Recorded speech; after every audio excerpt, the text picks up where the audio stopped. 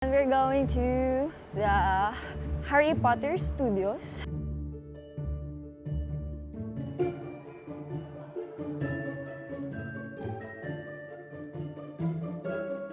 get to review the movie. Wala naman nang gugulat dito siguro, ano?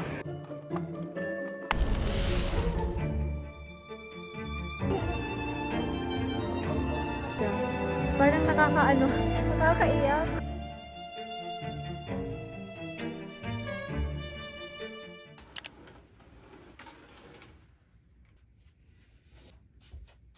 Good afternoon! Late na kami nagising. Kasi late na rin kami natulog kanina. Dahil ang ate mo sumakit ang tiyan. Nasid pa nga ako. Ang dami ko yata nakain kahapon. Kobe beef kami. Sa Shinkansen, kumain pa ako ng onigiri. And then, nung dinner, dapat kasi 3 hours before my bedtime, hindi na ako kumakain. Kaso kumain pa ako kagabi. Sobrang dami pa na nakain ko. So ayun, hindi ako natunawan at inasid ako ng malala. Kaya hanggang alas 3 yata kami or alas 4 na ng madaling araw nagising. Buti na lang, may bukas na drugstore pa. Bilan ako naginong para siyang Gaviscon nila dito, pero Japanese meds. Effective naman. Anyway, pagka magta-travel kayo guys, make sure lang na magdadala talaga kayo ng complete medicines. Pang sakit ng ulo, panghilo, pang acid, panglagnat. Yung mga usual na sakit-sakit na mga nararanasan natin sa Pilipinas, ganun. Magbaon na lang kayo ng mga medicines for emergency. Nakatulog naman ako ng mga alas 4, kaso nagsuka pa ako. Anyway, yun lang naman. That's all for my birthday yesterday. Charot. Ngayon naman, we're going to the Harry Potter Studios. Nag-book kami via Klook, guys. Ilalagay ko yung link sa description box below. It's around 2,000 pesos per person. And scheduled kasi siya. So, may mga time slot kayo na i-book. Kami, napili namin is 2 p.m. Buti na lang 2 p.m. yung binook namin kasi late kami nagising today, di ba? Kung hindi namin maabutan. You can use my promo code, it's MaryKlook, to get 5% discount. So, ang travel time from our hotel going to the making of Harry Potter Studios is around 45 minutes to 1 hour. For now, i-claim muna namin yung Tokyo subway ticket namin sa Azabujuban Station. Kasi according to Klook, yung sa instruction niya, pwede mo siyang i-claim at any ticket vending machine na merong sign ng QR code. And also, we booked this via Klook din, diba? Sobrang convenient. Alos lahat ng mga ticket, activities, transportation, hotels, pwede mo nang mabook sa Klook. Kana? Let's go! Ito lang naman yung itinerary natin today. So, very chill lang tayo today. Ito pa kasi hindi namin na-try before yung sa Harry Potter. And then also, later, meron tayong booking for dinner sa may Shinjuku. Wagyu. Wagyu. Wag me. Wag naman yung tiyan ko sana. And alam nyo ba guys, mostly nung kinainan namin for this trip, na-book namin via Klook. Di lang hotels, activities, and transportation ang pwede nyong i-book sa Klook. Meron na rin siya mga food and dining and shopping. Ano mo guys, mga nakailang baba na kami dito ng papunta lang dun sa subway nila. Ganun like kalalim yung mga subway. At saka hindi lang ganun B3. Tapos sa kanila, parang may layer 1 na subway, tapos sa baba pa may another subway. Sobrang daming connecting na line ng mga nila, train. Kaya sobrang efficient. Hindi ko alam paano nila nagagawa to. Share nyo naman po yung secret nyo, Japan. Meron! Ito. So, we're here at Azabujuban claiming ng ticket, ng physical ticket from Klook. Meron silang QR code na ipiprovide and dapat make sure na pag may nakita kayo sa subway machine na makikita nyo tong QR code ticket. So, any station naman to, hindi lang dito sa station namin. Scan lang natin yung QR. Here, 2 days namin siya binook, guys. Ganon, issue. Yung mga passes pala nila na nabubook natin via Klook, kunwari yung Osaka Metro Pass or yung Tokyo Subway, hindi kasama yung mga JR lines, only yung mga Metro Subway lang nila. So, dapat meron pa rin kayong iCoca card, kasi yun yung pwede nyong gamitin dun sa mga train station na yun. Pero ito kasi, ang maganda, makaka-less ka na sa pamasahe, especially kapag marami kayong itinerary.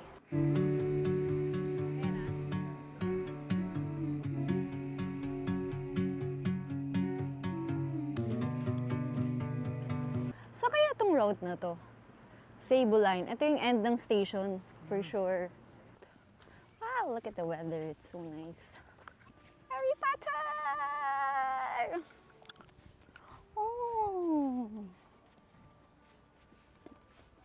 We get to relieve the movie. So our schedule is 2 o'clock. Ayan, may mga locker dito sa labas in case meron kayong mga luggage or big bags na ayaw nyo dalhin sa loob. The stories you love best to live in us forever. Meron silang digital guide. English 1,550 per person. In case, kunyari, para ma-refresh din yung memory nila about Harry Potter, kung saan nangyari to, kung anong para saan to, and so on. Di ba ito yung parang sakan kumakain din sila? Astig! Tour entrance. Bata pa ni Harry Potter. Sumugan yung TV mo sa bahay. Today's final tour. Okay, let's go! Ito guys, in case magutom kayo sa loob, meron namang cafe or food court.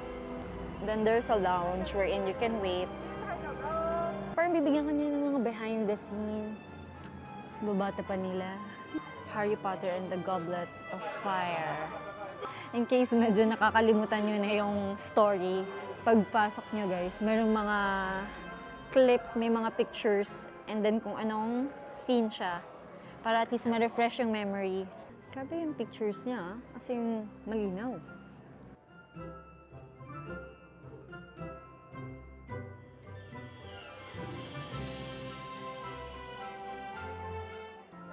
Posters nila.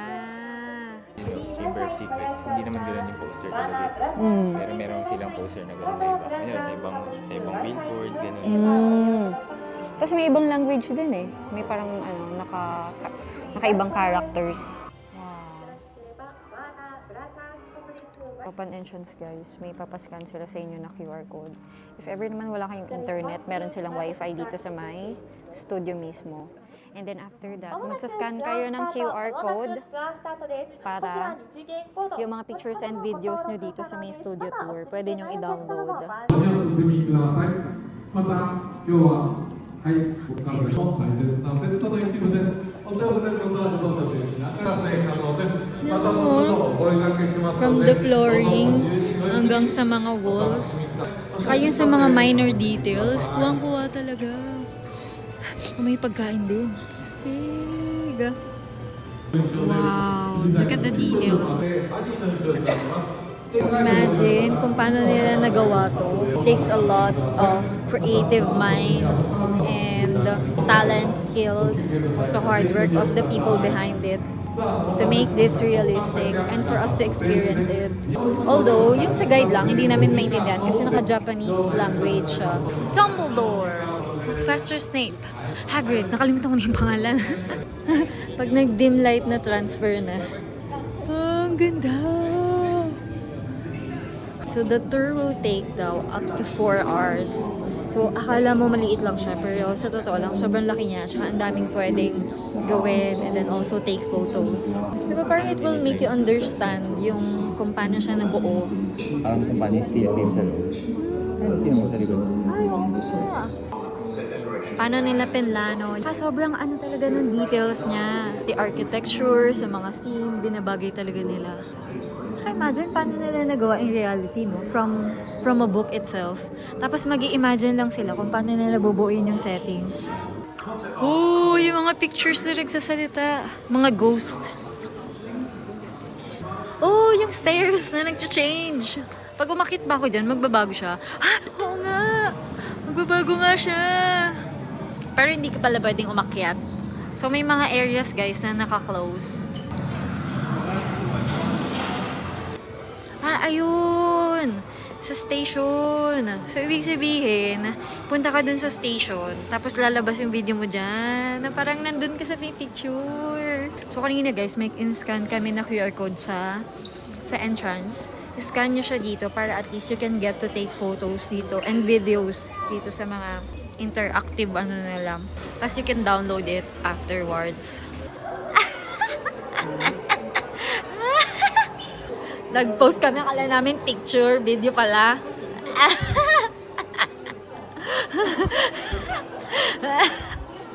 Ang cute!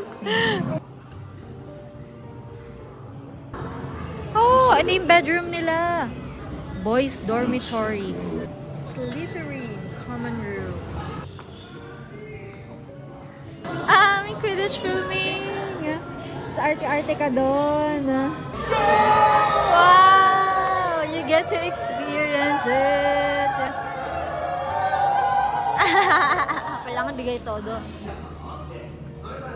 作品が完成するのを楽しみにしながらセットの向こう Wow. Acting muna tayo.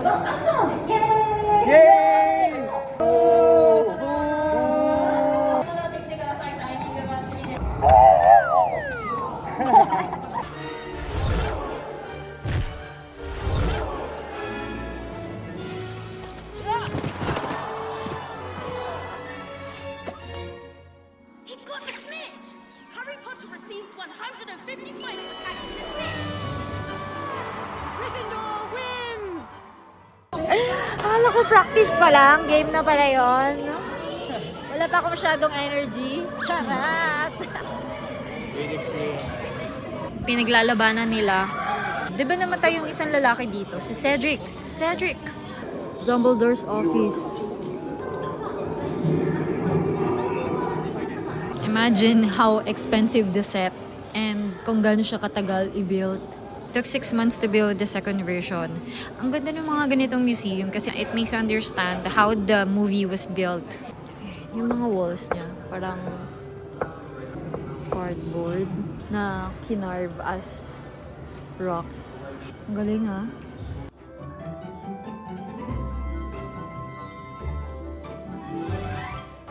From costume to set, to accessories. Paggawa ng mga potion, tas ayan, magano sila.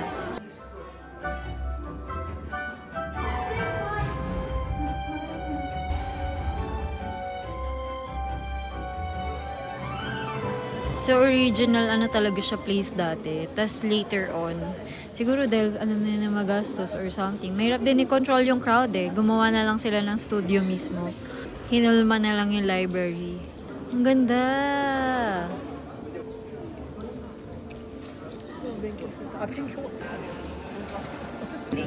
So don't worry guys, kasi dito sa loob ng museum, meron namang mga restroom in case na habang nagtutour kayo is naiihi kayo or kailangan nyo mag-CR. There's also a cafe somewhere here. Mamaya siguro pagka nag-move forward tayo. Para at least you can take a break while you're going around the studio. Ah, wala naman nang gugulat dito siguro. Ano? Hagrid and the Buckbeak.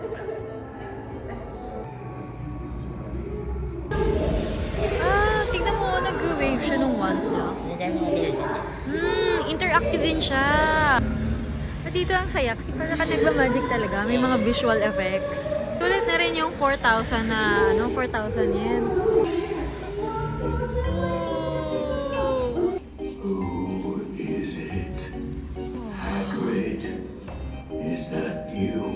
Ay, bahay ni Hagrid!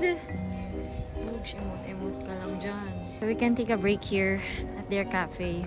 And so, they have food here. Ito yung sa menu nila. Meron din silang butter beer, just like yung sa Universal Studios if you want to experience it. Brown rice bread. Parang okay na ako dito. They have sandwich for 650 yen. Actually, parang gusto ko nito. And may mga chips din. Sea salt and black pepper. Try nga natin to. Lightly sea salted. Ito pala guys yung sa menu niya in case you want to order here. And then you can eat it inside.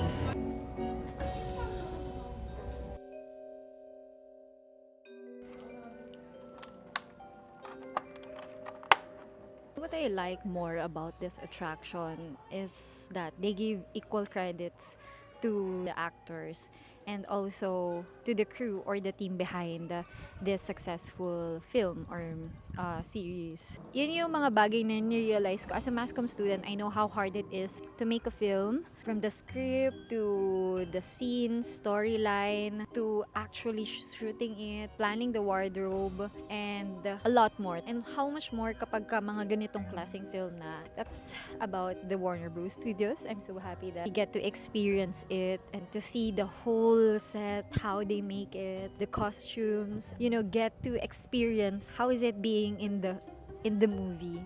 Ito yung quarters niya noon, nung bata siya. Dito siya natutulog. Tabing breaker. Oh! Nilipad na si Aunt Marge. Hi! Night bus! Oh! This is the place! Ang tatagis ko sa wall.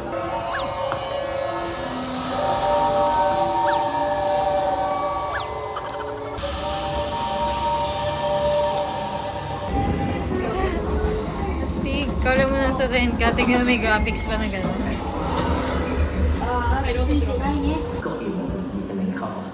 We can do 10, 20, 30, 100 columns out of this in a hard Whoa. ceramic cast. More strength. They've got to be very, very durable. Once they're cast, they go into an oven to dry out. This is our oven. If you leave these columns in there for, say, 3 or 4 days, there's some depth there, so you can just see that. Handmade yung mga beans. Final glaze and eventually. Saglit lang yung exposure pero grabe nila paghirapan yung buong set sa background para lang mapaganda yung movie and mas ma-feel mo na ano siya, realistic. Sculptors have used various mediums throughout the ages. Sobrang tagal ng video na yan. Look at the details. Parang green tiles.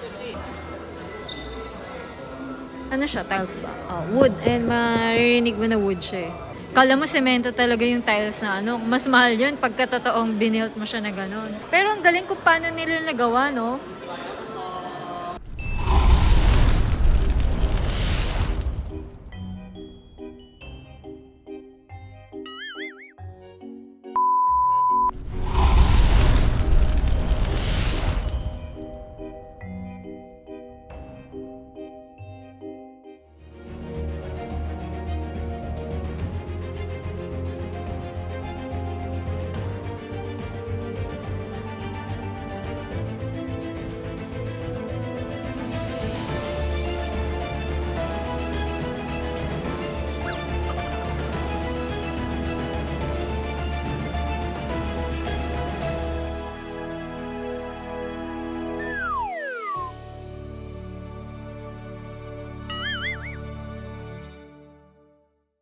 We got a Pala yung souvenir. package nila, guys. Price list for the pictures and digital 5K tsaka 6,000. Tapos pag all digital 5,000. The Harry Potter.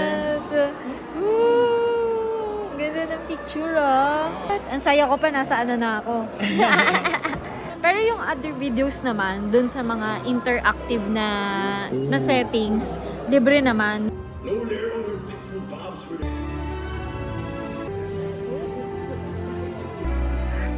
Grabe yung background music. Parang nakakaiyak. Imagine this movie being part of your childhood hanggang sa lumaki ka. Charot.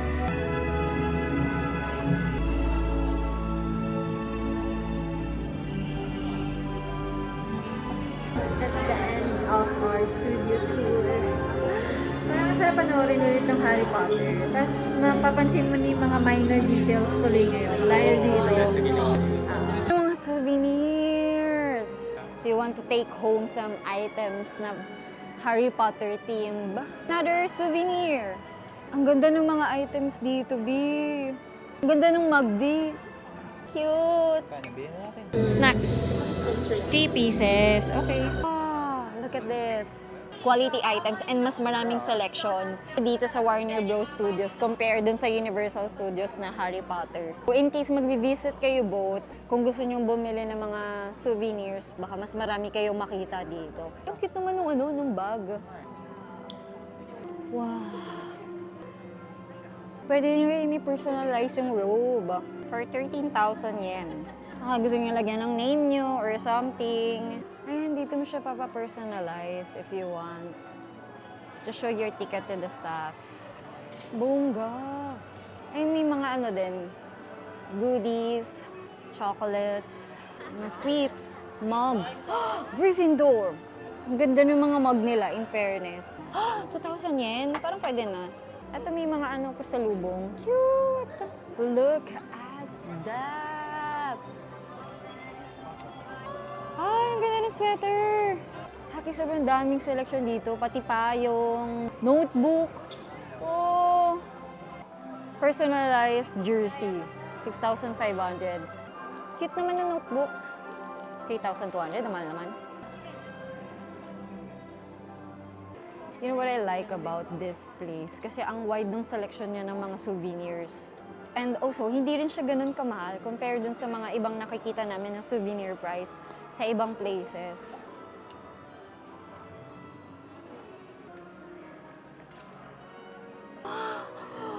Wand! How much yung wand nila? It's around 4,900 yen.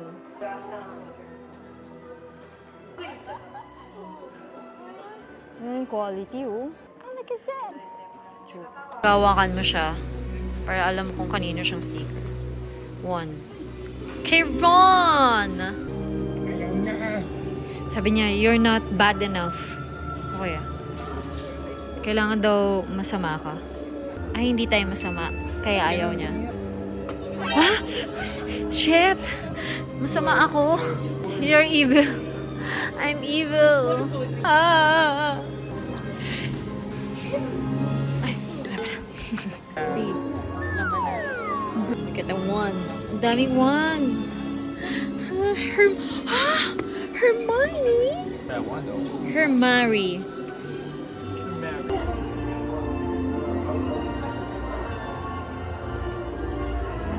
Hindi, oh. May ano. May ilaw. Mag-subscribe ka!